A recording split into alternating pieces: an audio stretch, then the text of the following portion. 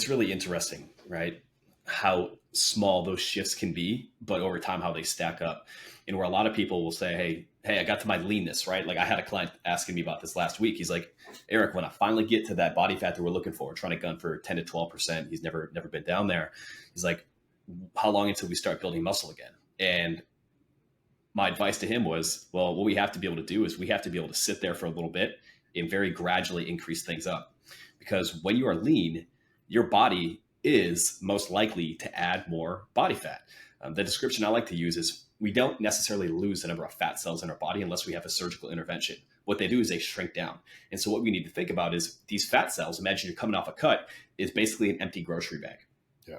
And so if we just start piling into calories right away, well, those things are going to expand. They're going to build up very quickly.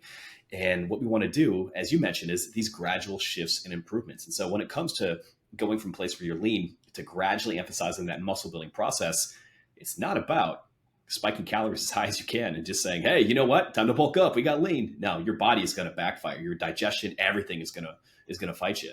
And so it's been really interesting to hear that approach for these small adjustments, 150 calories here and there, and what kind of led you to where you are, 70 pounds over the last, year plus. Yeah. And that's always a tough sell, telling people that they have to hold the look kind of thing and like maintain. But yeah, maintenance is kind of like a boring word, but I mean, they'll start building more muscle right away, right?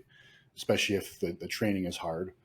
But that's when you look your best, is when you're at the end of a cut and you work on holding it.